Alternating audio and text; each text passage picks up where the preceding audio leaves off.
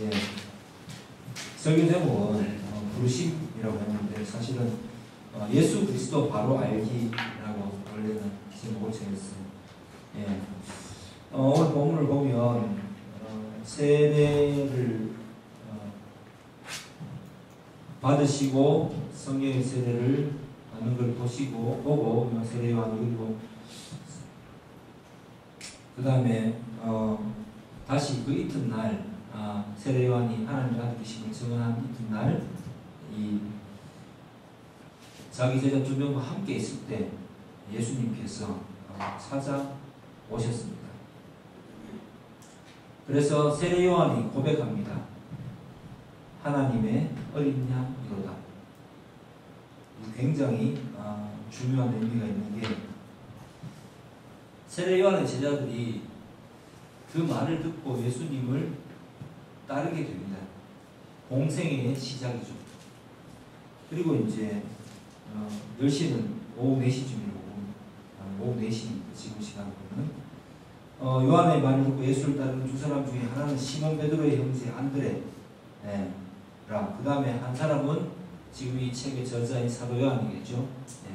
자기를 잘 드러내지 않는데 사도 요한입니다. 그래서 이 두 사람이 먼저 예수님을 따르게 됩니다. 아까 제가 중요하다고 했는데 이 하나님의 어린 양이로다가 굉장히 중요합니다. 오늘 설교에서 그 뒤로 43절부터 나오는 말씀은 빌립을 부르고 나다나엘을 부르고 그리고 증거를 이렇게 증거를 보여줬더라고요. 나다나엘에게 이제 그 나다나엘의 지식이 그런 때에 있음을 밝히시고 그냥 부르시는 장면입니다. 근데 이 부르심의 이 이면에는 이게 있죠. 어부였고 또 직업적으로 아시다시피 세리도 있었고 마태 같은 경우에 다양한 직종의 여러 사람들을 부르십니다. 인격적으로도 예수님께서 말씀하실 때 나다나엘을 통해서 봤을 때 그 속에 간사함이 없는 참된 사람이다 이렇게 말씀하셨고 베드로는 아시다시피 성격이 좀 불같은 사람이었고 또 그런데 그 사람을 미리 세례 요한은 말하기를 장차 개바다 예수님이 베드로를 어떻게 사용할지를 이미 아셨다는 것입니다. 개바는 번역한 베드로다. 베드로는 뭐예요? 페트로스 반석을 의미합니다. 반석처럼 사용하겠다. 이렇게 이제 말씀을 하신 것입니다. 즉 우리의 입장에서 봤을 때 이 부르심은 우리의 조건을 아무것도 따지지 않는다는 게 이 부르심의 조건입니다. 그냥 주님께서 선택하신 대로 그냥 부르시는 거예요. 세례 요한의 주제자라서 부르시는 것도 그의 형제라서 부르시는 것도 아니고 간사함이 없어서 부르시는 것도 아니고 성경을 잘 보면 그런 것들 찾는데 저는 이렇게 보이거든요. 즉 예수 그리스도께서는 아무것도 아닌 정말 평범한 사람들 어디에나 존재할 것 같은 사람들을 그의 제자로 부르심으로써 비로소 그의 공생애를 시작하신다. 이렇게 본문을 볼 수가 있습니다. 이처럼 우리도 이 신앙생활을 하면 하나님께서 나를 정말 이렇게 사용하실까? 내가 하나님께서 은혜 주셔서 예수님을 만나게 되었고 예수 그리스도의 제자가 되었는데 과연 나는 정말 귀하게 하나님의 그 자녀답게 쓰임받을 수 있을까라는 의구심을 품을 때가 있는데 그것에 대한 의구심을 품기보다는 오히려 부르심을 받았을 때 나는 무엇을 증거할 것인가를 이 생각해 보는 것이 더 좋다라고 여러분들에게 알려드리고 싶습니다. 왜냐하면 예수 그리스도를 바로 알기 전에는 사람이 나에게 집중하는데 내 어느 면을 이 면을 어디를 들여다봐도 사실 예수 그리스도를 성령의 세례를 받고 난 뒤에 나를 보면은 무엇 하나 선한 구석이 없고 무엇 하나 조건이 될 만한 게 없습니다. 내가 잘나서 그러나, 내가 뭔가 그래도 좀 잘하는 면이 있어서 그러나, 이거를 계속 이야기하는 게 심리학교 일반 종교에서 이야기하는 그 어떤 당신의 장점이 있으니까, 당신은 뭔가 잘하니까 하나님께서 귀하게 세울 것입니다 라고 말하는 포인트인데, 성경은 그렇지 않다고 이야기합니다. 그냥 하나님이 택하셔서 귀하게 된 것입니다. 당신의 상황이 어떠하든지 간에, 예. 설사 뭐 감옥에서 구원을 받든, 예? 아주 사회적으로 지위가 높은 가운데 구원을 받든, 그 어떤 상황에 연연하지 않고 하나님은 당신의 뜻대로 우리들을 제자로 삼으시고 부르신다는 것이 이 본문에서 나타나는 핵심입니다. 근데 아까 제가 하나님의 어린 양이 중요하다고 말씀드렸죠. 하나님의 어린 양이 왜 예수님을 보고 하나님의 어린 양이라고 했을까요? 여기에 바로 복음의 엄청난 그 진리의 복음의 핵심이 들어있죠. 예수님께서 하나님의 어린 양이시다 했을 때 제자들이 따랐다고 했습니다. 이스라엘이 원래 유대인들이 원했던 왕은 오랫동안 침묵기가 400년 동안 이어졌었고, 이제 그 메시아 대망 사상이 극에 달했습니다. 왜? 로마에게 처참하게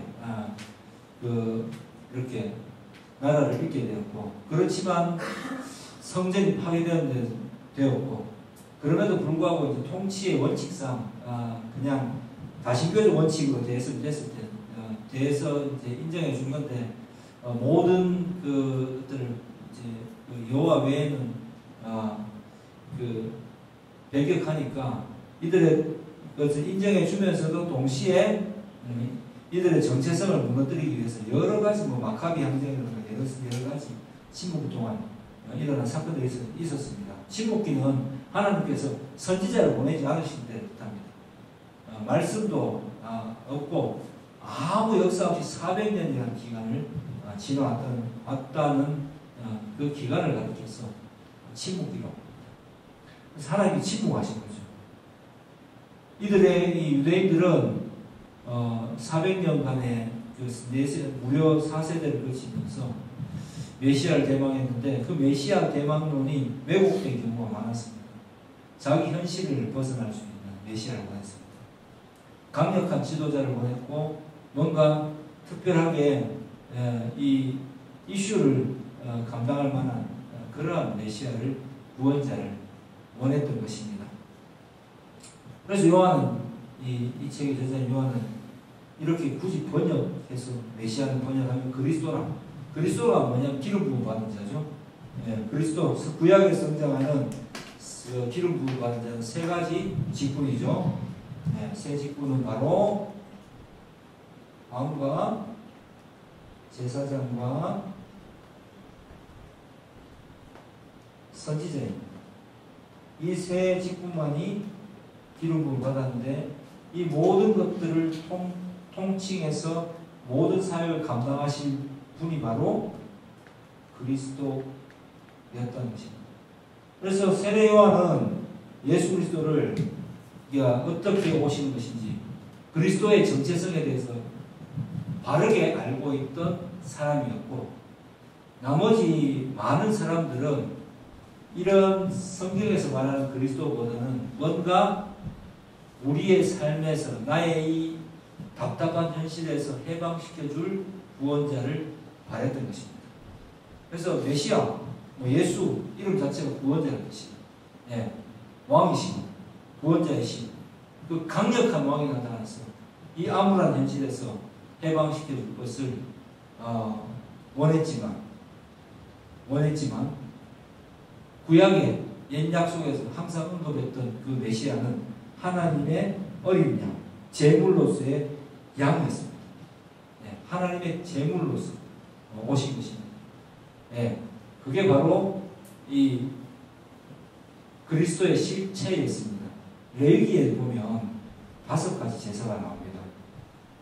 그 제사는 번제, 속죄제, 속건제, 소제 이렇게 쭉 나오는데, 이 제사는 제사법을 알려주신 분이 여호와 하나님이시죠. 예. 그래서 5제사 7절기로 나누어서 레위기가 구약의 레위기는 5제사 7절기 나눌 수 있는데 그게 이 5제사는 하나님께 나아가는 법이었습니다. 하나님께서 우리의 죄를 속량할 수 있는 방법을 주셨는데 그게 바로 뭐 송아지 1년 된 송아지, 흠없는 송아지, 뭐 또 순양, 어린 양 등등등등 이 제물의 기준을 확실하게 정해주십니다. 그 제물로 제사할 때 죄를 사해 주시겠다고 정해주신 분 누구? 하나님이십니다. 그래서 제사라는 게 우리는 뭐 여러 가지 방식으로 제사를 드리는데 우리의 그 일반인들이 제사에서 볼 수 있듯이 전라도에서 가면 뭐 홍어가 제사상에 올라오고 뭐 요즘은 뭐 촛불바위를 올려야 되고 다 자기 기준에 맞추어서 그 지역 기준에 맞추어서 그죠? 이 접신을 시도하는 거라면 하나님께서 명하신 제사는 어떤 거냐면은 하나님 편에서 도저히 그 감당할 수 없는 그 죄 속에 빠진 우리에게 하나님께 나올 수 있는 길을 열어주는 방식이신 것입니다. 정결케 하기 위해서 자 제물을 잡고 피를 흘리면 그러면 너의 죄를 사해 줄게. 다음 제사 때까지 그 전에 지었던 죄에 대해서 자 정결이 되었다. 그 다음에 아사셀 염소 어떤 그 염소를 한 마리 광야로 내보는데 예? 무리 속에서 광야로 내보는데 근데 그 머리에 염소의 머리에 얹어서 내 죄를 다 뒤집어 씌우는 거예요. 네가 이거 내 죄를 다 가지고 가서 광야에서 헤매다 죽어. 그러면 우리의 죄가 면해진다. 이렇게 하나님께서 정해주신 법을 따르면 되었습니다. 근데 제사를 드려도 어느 순간 제사를 드리지 않게 되고 성전에서 드려진 제사는 왜곡되게 되고 그죠? 잘못 그릇된 방법으로 되게 되고 제사장들의 돈벌이 수단이 되었고 정치인들이 악용하기 시작했습니다. 그래서 뭐 예수님이 복음서에 보면은 성전세를 내는 문제부터 시작해서 그죠? 예, 여러 가지 뭐 얼룩진 양들 제물로 사용할 수 없는 것들 흠 있는 것들을 들여온 것에 대해서 예수님께서 분노하시면서 내 집은 길간 집이라고 하시기도 하고 상인들에게 막 매를 채찍으로 후려치시기도 하면서 그렇게 말씀하시는 장면이 나오는 것입니다. 그러면 하나님은 이 제자들이 알았던 건 그거예요.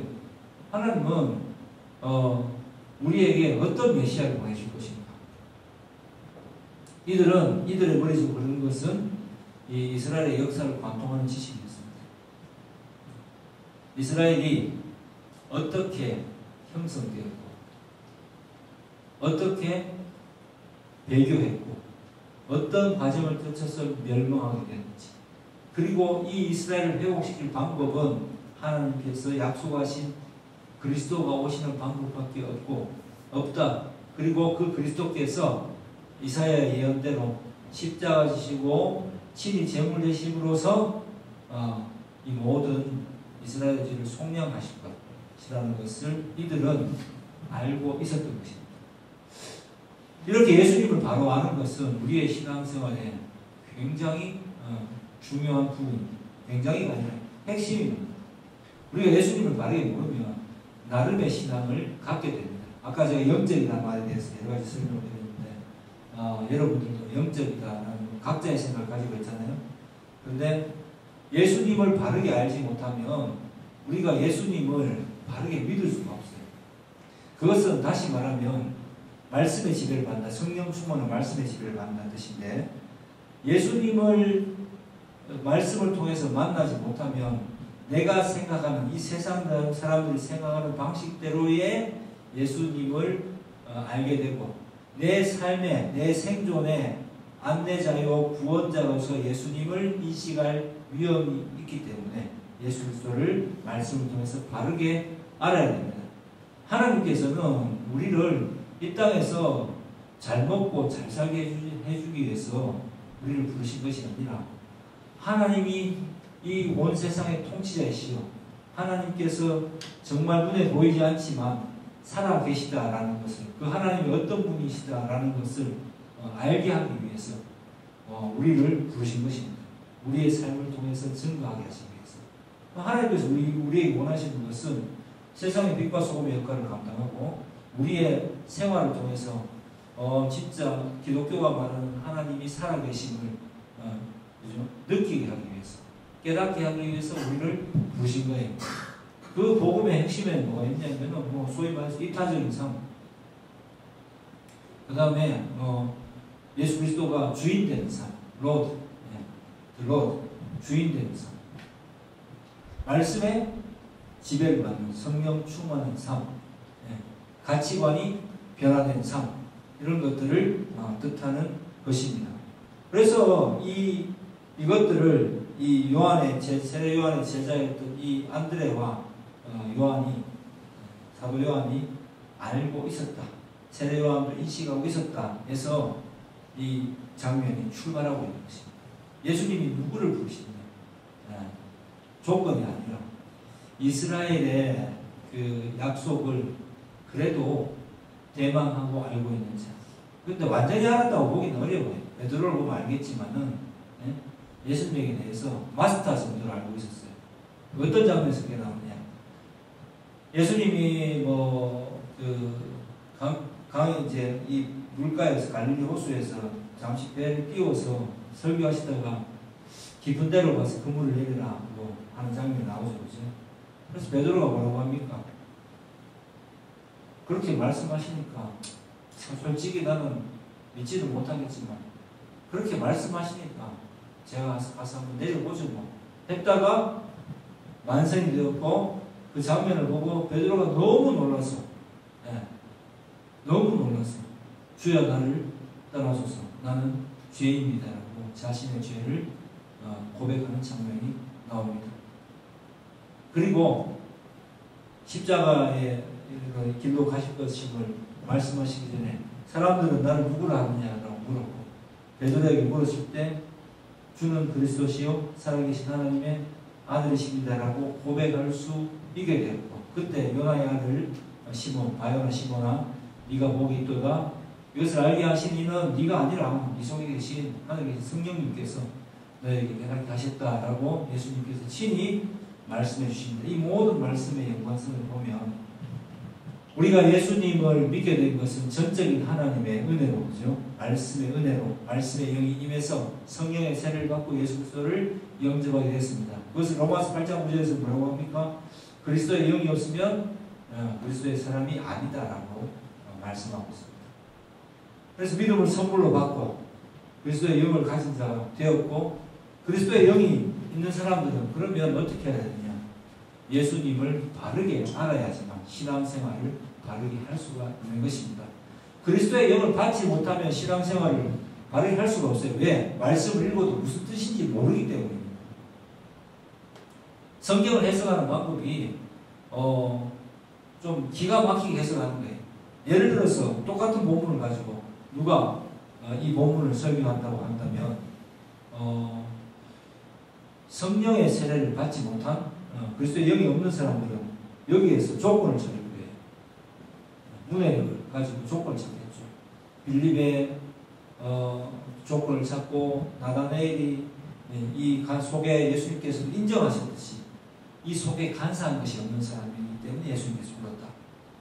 또 베드로는 또 반석 같은 확고한 성격을 지니기 때문에 불렀다. 이렇게 여러 가지로 말을 하면서 예수님께서는 이렇게 다양한 사람들을 부르셔서 우리를 인도하신다라고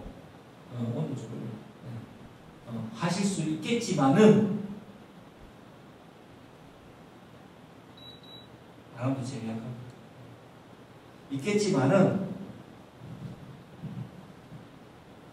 그게 성경을 해석하는 방법이 맞다라고 할 수가 없는 것입니다. 똑같은 본문을 보고 물론 그렇게만 보고 끝낼 수도 있겠지만은 조건을 찾으면서 다양한 사람들을 부르셨습니다 라고 그칠 수 있겠지만, 더 나아가 보면은 우리한테 조건이 없다라는 것까지 이제 이 본문을 통해서 알 수 있는 사람들은 성령의 세례를 받고 그리스도의 영이 거주하는 설교자가 그렇게 볼 수 있겠죠. 왜? 성경에는 전체적인 맥이라는 게 있습니다. 구약은 한결같이 오실 그리스도를, 초림하신 그리스도를 대망하는 것이고, 신약은 뭐예요? 다시 오실 예수 그리스도를 약속을 세 개가 나왔기 때문에. 그래서 구약 신약이에요. 옛 계약, 새로운 계약. 이 계약의 내용이 이루어진다면 우리에게는 어떤 일이 펼쳐지는가? 우리가 이 땅에서 잘 먹고 잘 사는 것으로 끝나는 게 아니라는 것입니다. 생존의 문제가 해결된 단순히 되는 것으로 예수님을 받아들여서 된다는 것이 아니라는 거예요. 왜? 예수님은 고난에 불구하시고 그의 제자들도 예수 그리스도를 증거하다가 순교당하기도 하고 또 뭐 다양한 부분들이 존재했습니다. 또 왕족으로 살았던 사람도 있고 또 뭐 루디아처럼 또 이렇게 후원을 하는 사람들도 있었고, 즉 중요한 것은 이 세상 속에서 그리스도가 다시 올 때까지 삶을 살아내야 된다는 측면에서 이 복음서 신약이 사람들의 이 성도들의 삶이 증거가 되고 있고요.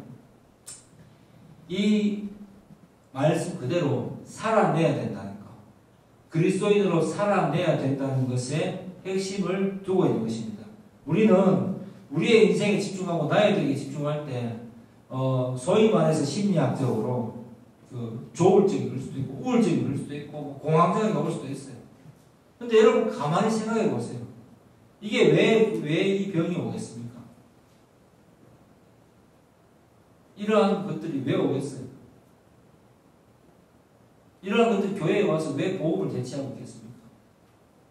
이게 나로부터 시작하는 생각입니다. 나에 대해서 인간이 집중하다 보면 나에게서 발견할 수 있는 것은 말 그대로 답답함, 우울감, 현실을 벗어나지 못하는 어떤 이 한계를 경험할 뿐입니다. 그래서 그 상황에서 예수님을 찾게 된다면 예수님은 물론 그렇게 해서라도 찾아야 돼. 잘 모를 때는 오늘 설교를 듣기 전에 찾는 게 맞겠죠. 많은 사람이 그렇게 호소하니까 예수 안에서 평안을 얻으라 하는데 나는 도무지 나아지지가 않아요. 이렇게 말합니다. 힘듭니다. 답답합니다. 이렇게 이야기합니다. 그 기준은 뭐겠습니까?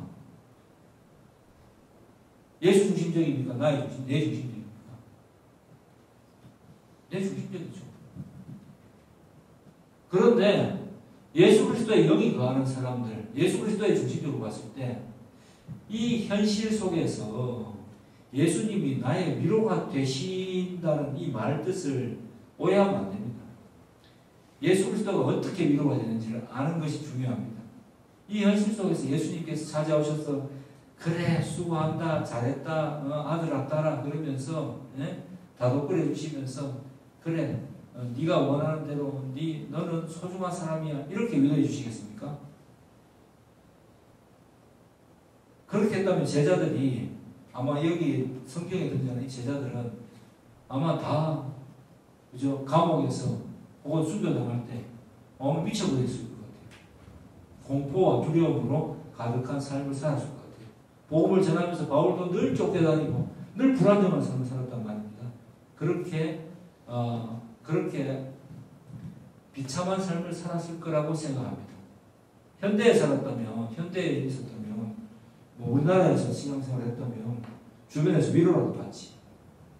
근데 진정한 위로는 하나님께서 밖에 주실 수가 없어요. 어떤 순간에도 예수 그리스도께서 우리와 함께 하시고 또 이 모든 내가 일어난 이 상황들을 통해서 이 속에서 내가 그리스도께서 내게 원하시는 것은 무엇일까? 나의 역할은 무엇일까? 내가 어떻게 생각하는 것이 하나님께 영광이 될까? 라는 것을 돌아보는 것이 우리의 일입니다. 그러면서 그것을 발견했을 때 여러분 마음속에 성령께서 주시는 참 평화가 임하는 것인 줄 믿으시기 바랍니다. 많이 어렵습니까? 예수 그리스도 중심으로 생각해 보는 겁니다. 왜? 하나님이 우리를 온전한 인간을 지으셨을 때 하나님으로만 충만할 때 우리는 행복이 찾아오도록 지으셨어요. 그래서 내가 미운 사람이 있습니다. 직장에서 혹은 사회에서 만났을 때 이래 내 현실이 그렇다고 해서 그 사람을 이길 수도 없는 현실이 내가 뭔가 이렇게 그 사람을 축출할 수도 없어요. 어떻게 해야 되겠습니까? 하나님께서 왜 나를 이 상황으로 보내셨을까? 네. 나 너무 힘들어요. 얘기하면 이 속에서 어떻게 하는 것이 하나님의 살아계심을 드러내는 태도가 될까를 생각하는 사람이 크리스찬이라는 것입니다. 자, 그랬을 때 내가 도저히 감당하기 힘든 사람이다. 그럼 퇴사해야죠. 퇴사하고 다음 직장을 찾아야죠. 그러면 하나님께서 그 사람을 감당할 만한 곳으로 인도하시겠죠. 근데 내가 생각해 봤을 때 저 사람이 나를 이렇게 핍박하고 싫어하는 이유가 어떤 것 때문일까를 생각해 보면서 저 사람을 생각해 보면서 주님 제가 견뎌낼 수 있을 만한 지혜를 주세요 해서 뭐 소위 말해서 감동적으로 해결이 되었다. 그렇게 되면은 우리 마음에 기쁨이 있을까요? 없을까요? 있겠죠. 그 사람을 바꾸어 놓는 것이 아니라 내 자신의 마음의 출발점이 어디인가가 되게 중요한 것입니다. 하나님께서 우리에게 하나님의 어린 양 그리스도께서 오신 것은 이 세상의 원죄, 내가 내 기준으로 모든 옳고 그름을 판단하고 나에게 집착해 있는 이 불쌍한 나를 그러면서 해결되지 않는 나를 그죠? 구원하시기 위해서. 왜? 누구 중심으로? 하나님의 기준으로 선과 악을 판별할 수 있도록 이끌어 주심으로써 복된 삶을 살아갈 수 있도록 인도하셨다는 겁니다. 이게 복음이에요. 그래서 나에게 집중하지 않으면 않을수록 하나님의 말씀에 집중하고 그 역할에 나를 순종하면 할수록 다시 말해서 말씀의 지배를 받고 성령 충만할수록 내 모든 삶의 문제는 아무것도 아니게 될 수 있는 것입니다. 인간이니까 이렇게 일어나는 거지. 사실 우울증 약이라는 게 없어요. 생리심리학에서는 뭐 약물을 투여하고 쥐에게 약물을 투여해가지고 어떻게 반응하는지 좀 이 사람이 느긋해지는지 보고 인간에게 뭐 사람에게 그죠 시약할 때 뭐 신경 안정제라든지 이런 것들을 투여하면 좀 나른해지고 힘이 없어지지 않습니까? 그런 것들을 통해서 좀 긴장을 완화시키고 뭐 어떻게 하고 이런 방식이지만 근본적으로 치료는 되지는 않습니다. 마음을 바꿔 먹어야 되는 거지. 세상 사람들 이야기합니다. 근본적인 치유는 안 됩니다. 왜? 이미 치유법이라는 게 없어요.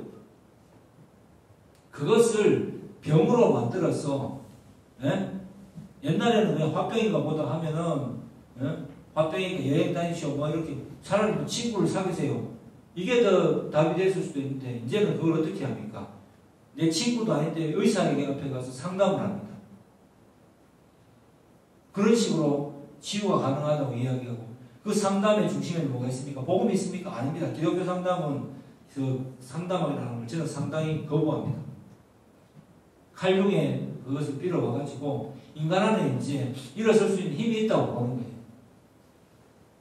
그래서 그 원인이 프로이드는 네 무의식 중에 있었던 거고 칼융은 무의식이라는 게 있었다면 그럼 그때도 나아졌어야지 라고 이야기하면서 어떤 시기로 이제 사회적으로 뭔가 봤던 그죠 시기를 지나서 우리의 무의식이 존재하는 것을 지나서 사람이 비로소 처리를 이제 인식할 수 있는 어떤 청소년기가 되었을 때부터 이제 그때부터 이 어떤 자기 자아를 인식하고 그 원인을 찾아냈을 때 그렇게 했을 때 의식의 변화를 경험하게 되고 나아질 수 있다라는 뭐 보고 그 기질을 찾아내기 위해서 뭐 MBTI 뭐 또 뭡니까 결국은 애니어그램 이게 애니어그램은 고대 그 주술과 관련된 거예요.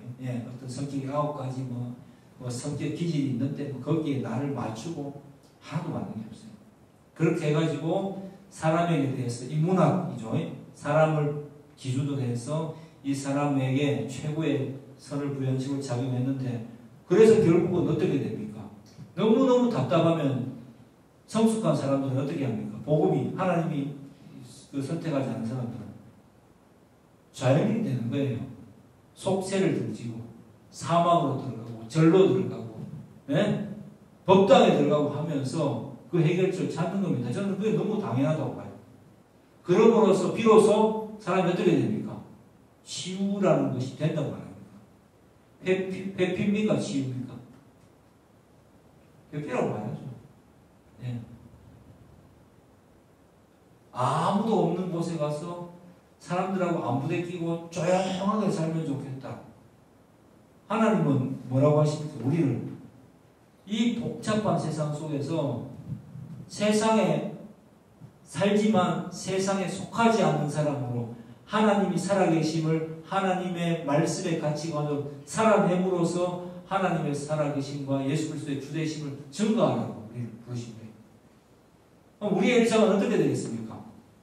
예수를 믿는다는 것은 생각과 생각이 거듭되는 가운데 올바른 생각을 가지고 계속 치열하게 답답한 사람들로 살아내는 것을 의미한다고 저는 생각합니다. 왜? 우리 두세계를 보니까. 그러니까 그 삶이라는 것이 평탄하지는 않겠죠. 그런데 보급한 생각, 정말 최고의 하나님의 생각이니까요. 최고의 가치관으로 이 세상을 살아내는 것입니다.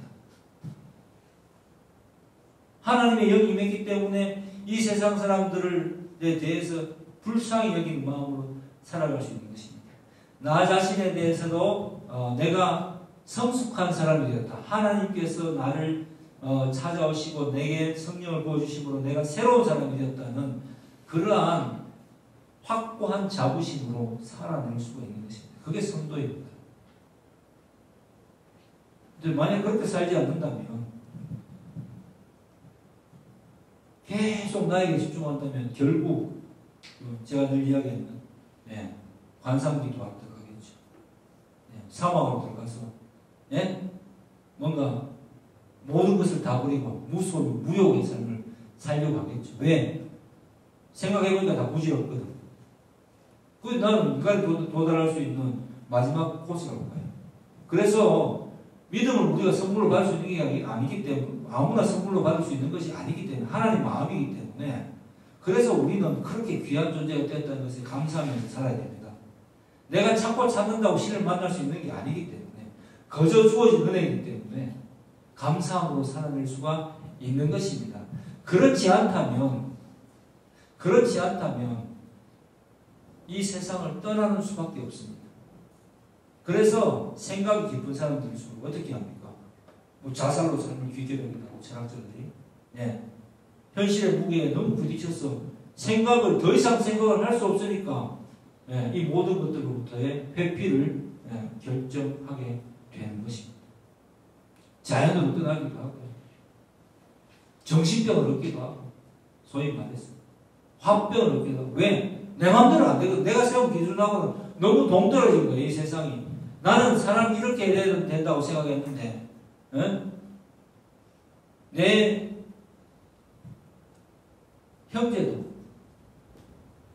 내 식구도 그렇지 않은 것이에요. 근데 성경은 뭐라고 합니까? 원래 그런 거야 라고 이야기합니다. 원래 그런 거예요. 인간이라는 존재가 원래 그런 거예요.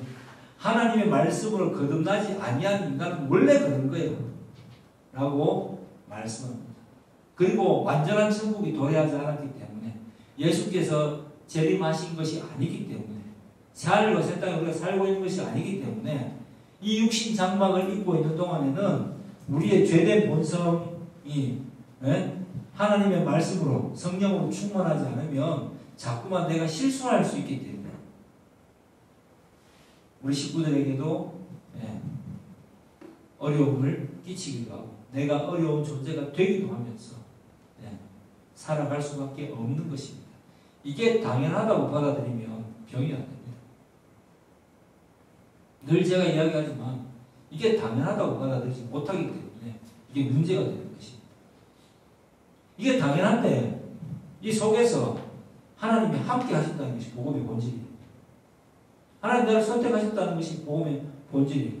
하나님의 말씀을 따라가다 보면 결국은 최종적으로 그리스도의 그 보혈의 공로 때문에 내가 영원토록 존재의 영원성을 보장받고 하나님께서 부여하신 하나님의 형상, 불멸의 형상을 갈변의 표현대로 하자면 회복하고 새하늘과 새 땅에서 더 이상 눈물이나 고통받는 것이나 이러한 것이 없고 하나님의 온전한 영으로 충만한 이 세상 속에서 마음껏 살아갈 수 있다는 것이 천국의 실체입니다. 제 말이 좀 단어 선택이 좀 까다롭겠지만은 오늘 만약 여러분의 현실 때문에 고민하고 계시다면 내 마음의 병을 앓고 있다고 생각하신다면 여러분 한번 생각해 보세요. 당연하지 않겠습니까? 사람인데 인생인데 다들 생각하는 것이 비슷합니다. 제 나이쯤 되니까요. 60 가까이 되니까 사람들이 우리 그 손님들 와서 하는 이야기가 이제는 사람들을 만나기가 싫대요. 친구들도 잘 안 만나게 된대요. 그리고 그냥 혼자 그냥 이렇게 앉아있는 게 좋다. 다 부질없다.